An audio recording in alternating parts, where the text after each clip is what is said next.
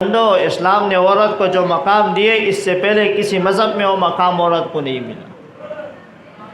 حضرت امام بخاری رحمہ اللہ محدث الحصر، وہ کتاب انہوں نے لکھی جو اللہ تبارک و تعالی نے قرآن کے بعد اس کا درجہ رکھا۔ قرآن کے بعد اگر کوئی قابل قبول کتاب ہے تو بخاری شریف ہے۔ حضرت امام بخاری رحمہ اللہ بچپن میں جو ہے ان کی نظر چلی گئی تھی۔ ان کی والدہ نے اللہ سے دعائیں کی، ان کی والدہ نے اللہ سے دعائیں کر کے یہ منوایا۔ ایک مرتبہ ان کی والدہ سو رہی تھی، آرام فرما رہی تھی کہ حضرت ابراہیم علیہ نبی گنا علیہ السلام حضرت امام بخاری کی والدہ کے خواب میں آ جاتی ہے اور ان سے فرماتی ہے کہ بھائی کہ جاؤ اپنے بیٹے کو دیکھ لو، اللہ نے ان کو نظر دے دی۔ دوبارہ سوتی ہے، دوبارہ یہ خواب دیکھتی ہے، اٹھتی ہے اور اپنے بیٹے کے پاس جاتی ہے امام بخاری رحمہ اللہ کے پاس، اور ان سے کہتی ہے کہ اے بچے آپ مجھے دیکھ رہے ہو؟ اے بچے آپ میرے کپڑے کو دیکھ رہے ہو؟ جی والدہ آپ نے تو اس طرح کپڑے پہنے۔ کیا تھا کہ امام العصر محدث العصر، پورے زمانے کا محدث، لیکن اس کے پیچھے ہاتھ کس کا ہے؟ عورت کا۔ یہ تمام چیزیں، ان کی تمام محنت کس کے پیچھے جاتی ہے؟ عورت کے پیچھے۔ کیا حضرت ابراہیم علیہ السلام کا تذکرہ حضرت حاجرہ کے بغیر پورا ہو جائے گا؟ حضرت حاجرہ نے جو قربانیاں دی، صفا مروہ پر انہوں نے 7 چکر لگائے، اللہ کو اتنے پسند آئے، اللہ نے عورت کا مقام اتنا بڑھا دیا کہ فرمایا قیامت تک جو نبی بھی آئے گا، ولی آئے گا، جو بھی آئے گا، اولیاء ہو، ولی ہو، متقی ہو، صالحین ہو، شہداء ہو، جو بھی ہو، وہ جب تک یہ 7 چکر نہیں لگائیں گے ان کا عمرہ اور حج پورا نہیں ہو۔ کیا اسلام نے عورت کا مقام لے لیا؟ جہاں پر حضرت ابراہیم علیہ السلام کا تذکرہ قرآن میں آیا، وہاں حضرت حاجرہ کے بھی آیا۔ اس کے بغیر حضرت ابراہیم علیہ السلام کا تذکرہ مکمل نہیں ہوگا، اس کے بغیر حضرت ابراہیم علیہ السلام کا واقعہ مکمل ہی نہیں ہوگا۔ پھر کہتے ہیں کہ بھئی اسلام نے عورت کو مقام نہیں دیا۔ حضرت موسیٰ علیہ نبی گنا علیہ السلام، ان کی والدہ، آپ کو معلوم ہے کہ جب فرعون کا زمانہ تھا اور اس نے یہ اعلان کیا، ان کے جادوگروں نے کہا کہ ایک بچہ پیدا ہوگا جو تمہاری پوری سلطنت کو ختم کر دے گا۔ اس نے اعلان کیا کہ جہاں بھی بچہ پیدا ہو جائے اس بچے کو وہیں پر قتل کر دو۔ ادھر میرے اللہ نے ارادہ کیا کہ میں ایک نبی کو بھیجنے والا ہوں، اور واقعی یہ وہی نبی ہوگا موسیٰ علیہ السلام جو فرعون کے تخت کا جنازہ نکالے گا۔ دنیا کا اصول رہا ہے جہاں ظلم بڑھتا ہے وہاں اللہ کی مدد بھی آتی ہے۔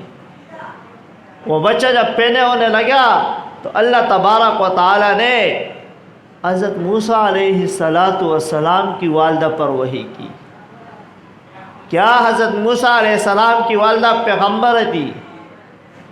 کیا حضرت موسیٰ علیہ السلام کی والدہ اس وقت جس وقت وحی ہو رہی تھی پیغمبر کی ماں تھی؟ نہیں، اس وقت تو حضرت موسیٰ علیہ السلام کو نبوت نہیں ملی تھی۔ کیا حضرت موسیٰ علیہ السلام کی والدہ کوئی بڑی عورت تھی؟ نہیں، ایک چھوٹے سے گھرانے سے تعلق رکھتی تھی، اور اللہ رب العالمین اس کے اوپر وحی کرتے، فَأَلْقِيهِ فِي الْيَمِّ وَلَا تَخَافِي وَلَا تَحْزَنِي إِنَّا رَادُّوهُ إِلَيْكِ وَجَاعِلُوهُ مِنَ الْمُرْسَلِينَ۔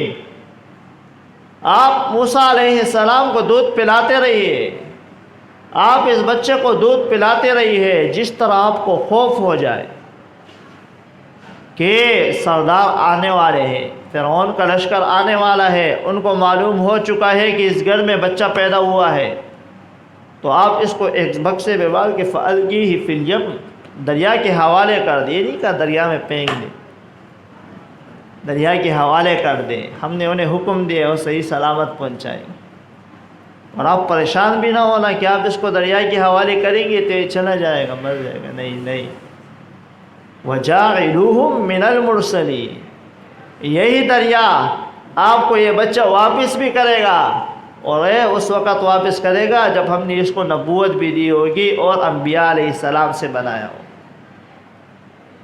تو اس سے بڑا مقام کہ ایک عورت پر اللہ تبارک و تعالی وہی نازل کرتا ہے، کیا پھر اسلام نے عورت کو مقام نہیں دیا؟ کیا سوال رہتے ہیں ہمارے ذہنوں میں؟ اسلام نے تو عورت کو بہت بڑا مقام دیا ہے۔ حضرت عیسیٰ علی نبینا علیہ الصلاۃ والسلام، ان کی والدہ کون ہے؟ نہیں معلوم یار، مجھے تو لگتا ہے میں قبرستان میں کہیں بیان کروں۔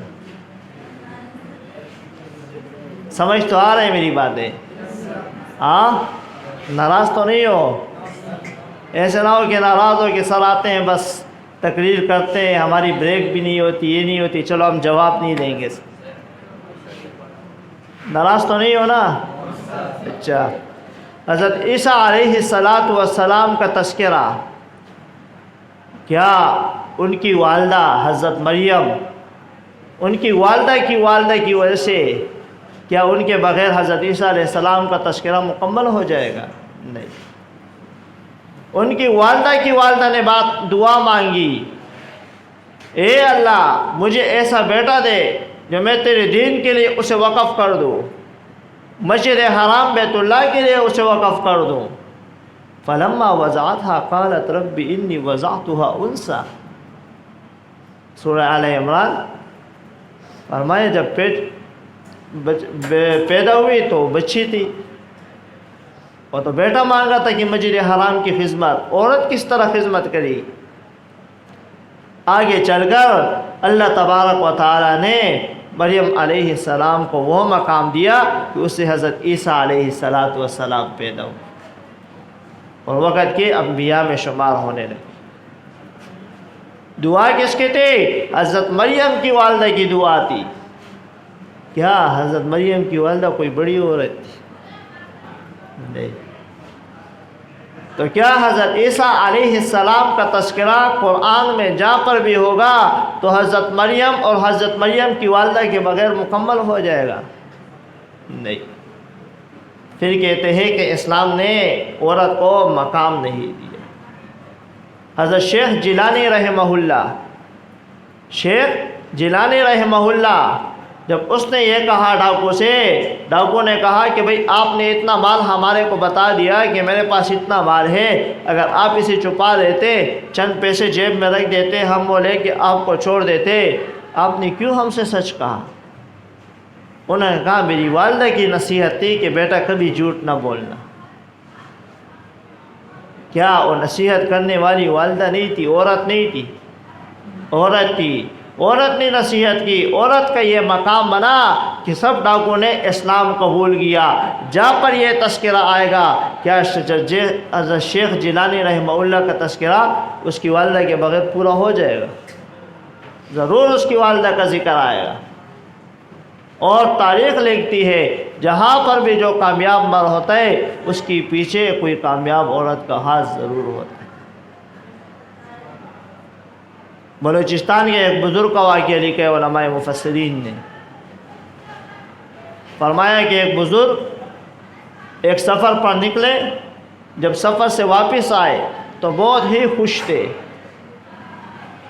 والدہ نے پوچھا بیٹا آپ کیوں خوش ہو؟ انہوں نے کہا خوش نہیں ہوں گا،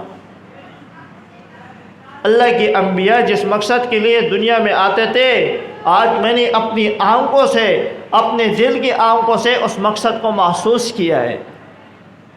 کیا مقصد؟ جہاں جہاں بھی والدہ جاتا تھا لوگ میرے ہاتھ پر توبہ گار ہوتے جاتے تھے، جو بڑے بڑے گناہ کرنے والے تھے انہوں نے میرے ہاتھ پہ بیعت کی اور توبہ کر لیا کہ آج کے بعد ہم کچھ بھی نہیں کریں گے، اور جہاں جہاں لوگ کافر تھے سب نے میرے ہاتھ پہ اسلام قبول کر لیا، میں خوش نہیں ہوں گا۔ والدہ کیا کہتی ہے؟ بیٹا یہ کمال تو آپ کا نہیں ہے، یہ کمال تو میرا ہے۔ آپ کا کمال کس طرح ہے؟ فرمایا کمال یہ ہے کہ بھئی جب میں آپ کو دودھ پلاتی تھی تو میں وضو کر کے آپ کو دودھ پلاتی تھی، اور میں دودھ پلانے کے دوران آپ کے لیے دعائیں مانگتی تھی کہ اللہ میرا بیٹا ایسا ہو جائے کہ قدم قدم پر اس سے رحمتیں پھیلنے لگے، نفس نفس پر اس سے برکتیں پھیلنے لگے۔ اور آج تو نے اپنی زبان سے مجھے کہہ دیا کہ اے والدہ میں اس وجہ سے خوش ہوں کہ قدم قدم پر رحمتیں بھی آتے رہی، نفس نفس پر برکتیں بھی آنے لگی، اور آج مجھے خوشی ہوئی ہے کہ میری دعا قبول ہوئی۔ کیا جہاں جس کتاب میں جس جگہ پر اس بزرگ کا واقعہ لکھا جائے گا اس کی والدہ کا تذکرہ کیے بغیر پورا ہو جائے گا؟ نہیں، اسلام نے عورت کو بہت بڑا مقام دیے۔ آپ صلی اللہ علیہ وسلم پر جب پہلی وحی نازل ہوئی، جبرائیل نے کہا اقرا پڑھیے، آپ صلی اللہ علیہ وسلم نے کہا ما انا بقاری، میں تو پڑھنے والا نہیں ہوں، میں تو پڑھ ہی نہیں سکتا، میں تو امی ہوں، لکھ نہیں سکتا۔ پھر کہا اقرا پڑھیے، نبی کی وہی جواب ما انا بقاری۔ تیسری مرتبہ جب نبی نے سمجھاؤ کیا مسئلہ ہے یار، اس کھڑا کر دو اس کو، کھڑا ہو جاؤ، بس میں بعد میں دیکھتا ہوں واپس۔ آپ صلی اللہ علیہ وسلم نے کہا ما انا بقاری، میں تو پڑھنے والا نہیں ہوں۔ جبرائیل علیہ السلام نے ان کو اپنے سینے سے اس طرح لگایا اور کہا اقرا بسم ربک الذی خلق خلق الانسان من علق اقرا وربک الاکرم۔ نبی نے جب یہ الفاظ پڑھے، نبی کے اوپر ایک جو ہے لغزش طاری ہونے لگی، گھبرانے لگ گئے۔ حضرت حتیجۃ الکبریٰ رضی اللہ تعالی عنہا کے گھر جاتے ہیں اور ایک بڑی چادر منگواتے ہیں، اس کے اندر لپٹ جاتے ہیں۔ حضرت حتیجۃ الکبریٰ رضی اللہ تعالی عنہا فرماتی ہے کہ کیا ہوا، مسئلہ تو بیان کریے۔ کہا بس اس طرح مسئلہ ہو گیا۔ تو حضرت حتیجہ نے نبی کو تسلی دی، حتیجہ نے نبی کو تسلی دی، محبوب ہے اللہ کے، محمد ہے اللہ کے رسول ہے، اللہ کے نبی ہے۔ اور تسلی کون دے رہی ہے؟ حضرت حتیجۃ الکبریٰ رضی اللہ تعالی عنہ۔ کیا جہاں پر نبی کا یہ تذکرہ ہوگا تو تاریخ حضرت حتیجہ کا نام لکھنا بھول جائے گی؟ کیا عورت کا مقام نہیں ہے؟ اس سے بڑھ کر آگے ایک قدم، اللہ رب العالمین نے عورتوں میں سب سے پہلے، پورے انسان میں سب سے پہلے نبی کے ہاتھ پر اسلام لانے والی حضرت حتیجۃ الکبریٰ رضی اللہ۔ کیا اسلام نے عورت کو مقام نہیں دیا؟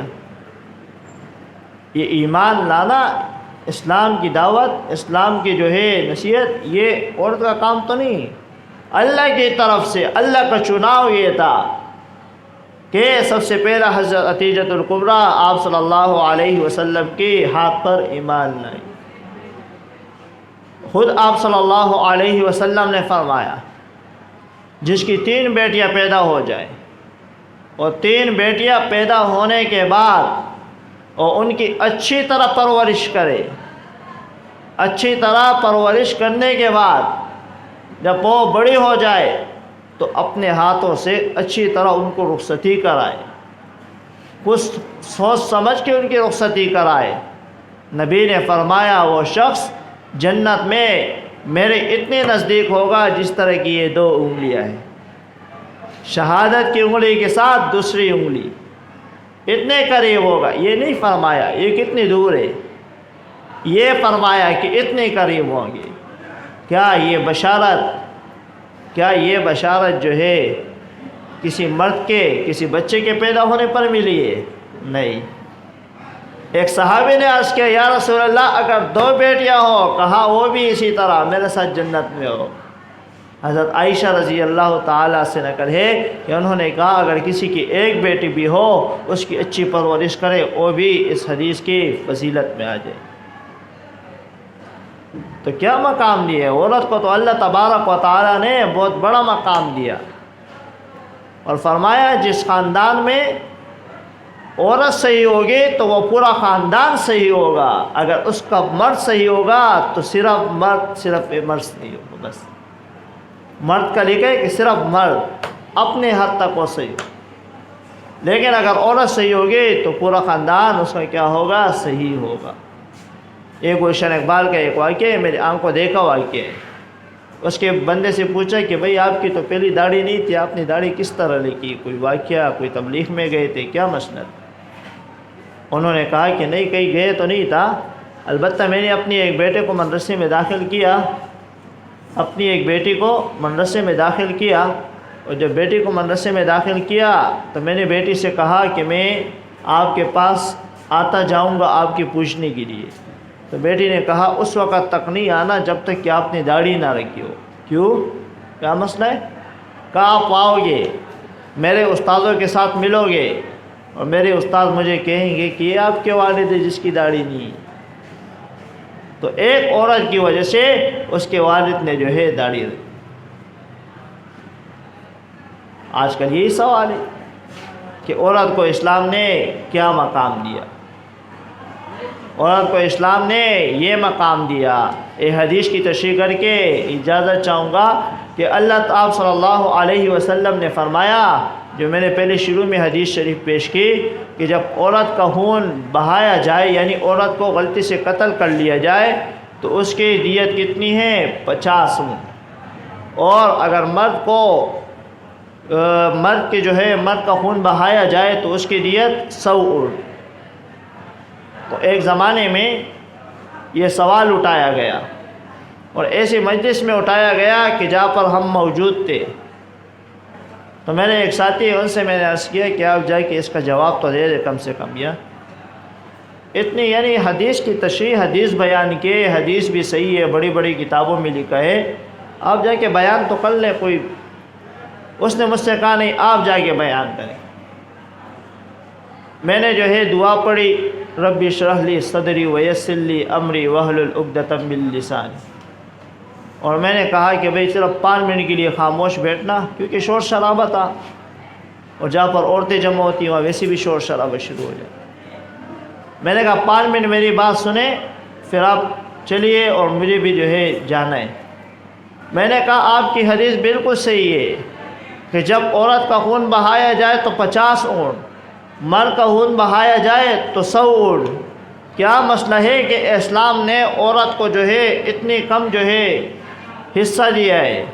میں نے ان سے کہا نبی نے جو بات بیان کی اللہ کے حکم سے بیان کی، نبی نے اپنی طرف سے کچھ بیان نہیں کیا، اور ہر شخص کے بارے میں، ہر امتی کے بارے میں وہ تعلیمات بیان کی کہ اس شخص کو اس سے فائدہ ہو، نقصان نہ ہو۔